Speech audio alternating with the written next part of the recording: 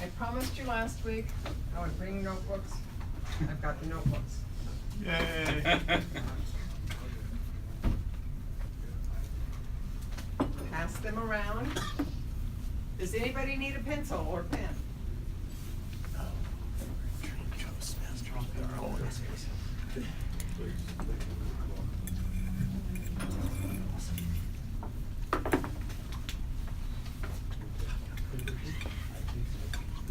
Books and paper?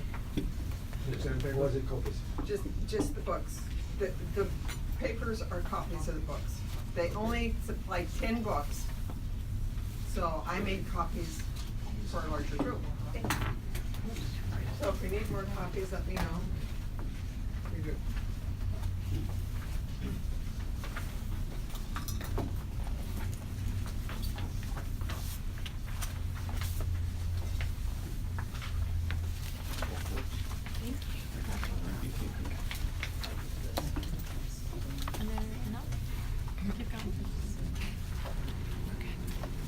This has been a real challenge for me because, like I said last week, I am in Scrooge. We had practice last night, so. By the way, Scrooge opens Black Friday. Friday, Saturday, Sunday for 3 weeks. Please, feel free to come. Scrooge the musical. Scrooge the musical. Last week we did, I also forgot my whiteboard this morning. Last week we did an exercise on listening. We did very well. But also in your workbooks, if you turn to page 6, we're going to fill in the first blank because most of this is fill in the blanks. As I mentioned before, there's a difference between hearing and listening.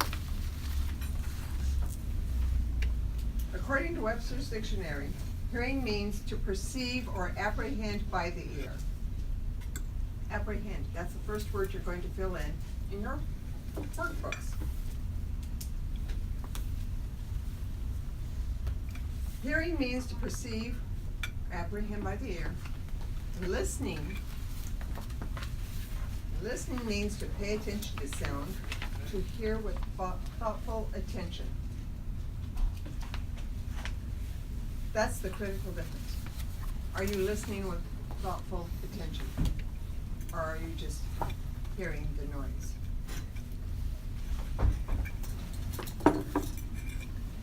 What are some of the situations or times when actively listening is vitally important? Anybody can say something, anything. If I had my whiteboard, I'd write them out. Coaching. When you're working with somebody one-on-one. Very good. Flying a plane. Co-pilot. Very good. Co-piloting a plane. Anything else? Employee relations. Yes? Yes? Anybody else? Talking to your husband. Yes. You mean when the listening? Yes. Yeah.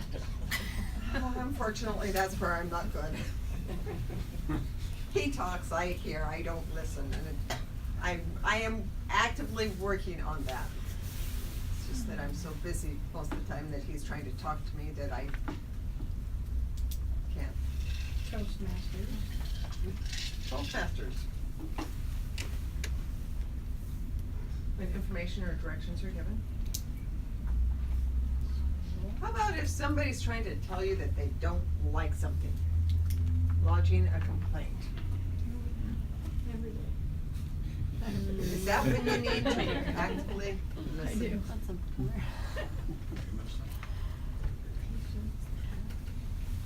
That's the way it is. How about So it's gonna be more when you're making plans with somebody?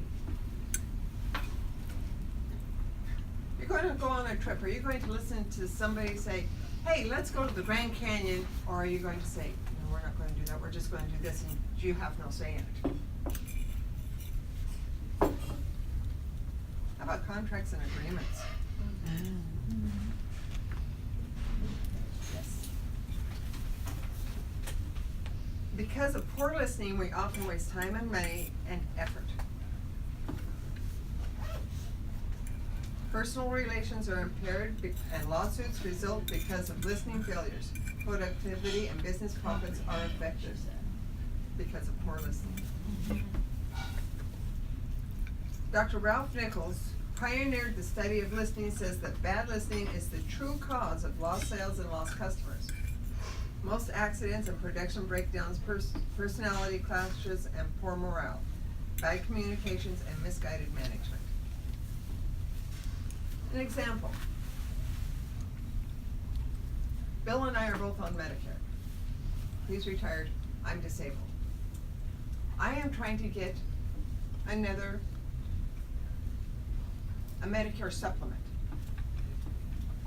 I'm talking on the phone with somebody in Texas. And he asks my age and I tell him I'm 61. Well, we have no plans for you. You're not 65. I said, no, wait a minute. Why is it? And he starts talking over me. And I got mad. I really got mad. I said, no, wait, let me say my question. He says, oh, I know what you're going to say. I said, how do you know what I'm going to say before I even say it? You're not listening to me. He says, well, I know. I said, no. I was going to ask you why. Just because I'm 61, I don't qualify for medical care supplement. He says, well, I knew that. I said, you could listen to me first. I said, you just lost a sale. And I hung up. I said, don't call me again. That was very offensive to me. Because he assumed he knew what I was going to say. Or so he said he assumed he knew. But did he really know? Was he just trying to override it? So you have to actively listen.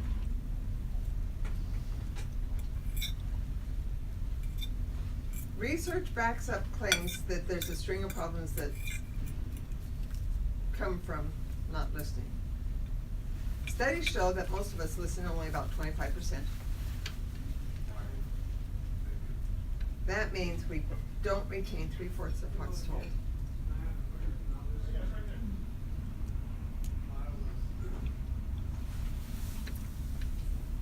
The question is, how do you develop an attitude of effective listening? Any comments? Any ideas?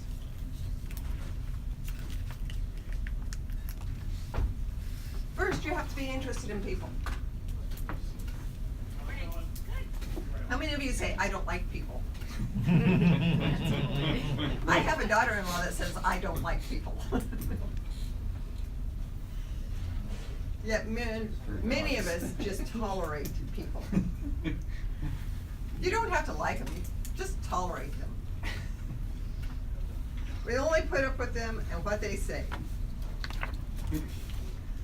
But you'll improve your listening skills as you listen, even to people that you just tolerate. Ask yourself, what might I gain from what this person is saying? What can you gain from what's being said?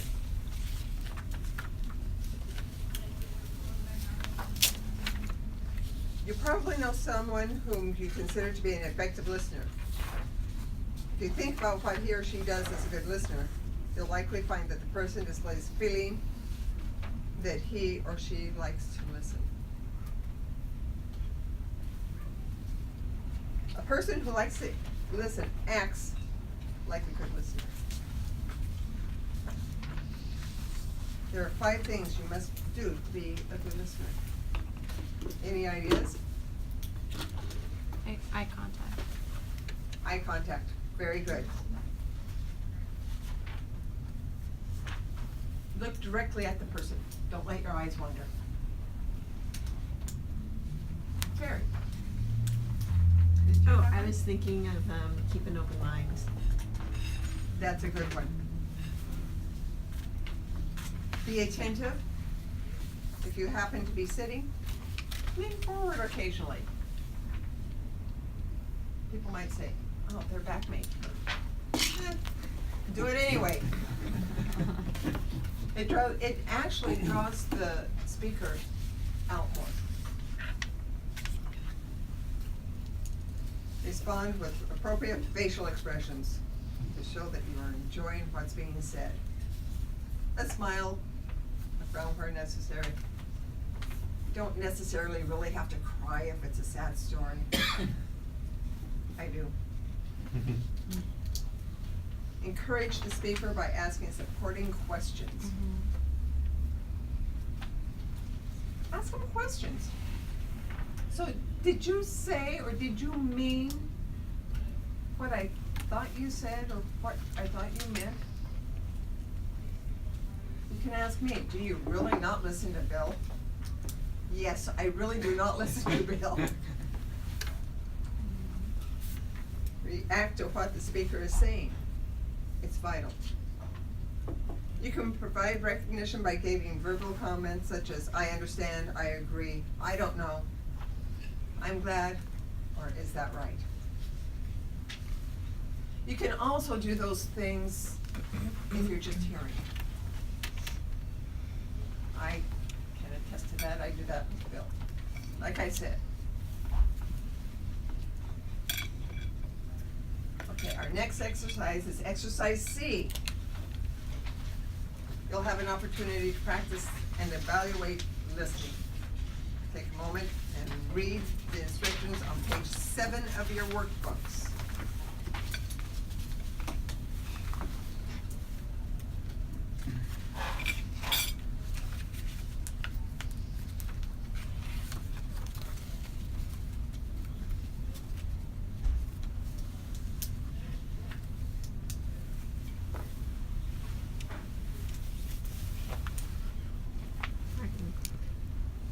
The goal of this exercise is to develop skills in active listening and to practice and observe characteristics of active listening. We're going to take 8 minutes for this exercise. I need you to break up into groups of 2, any 2, I don't care, just 2.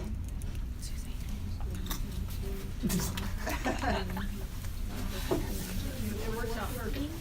Works out perfect? Good.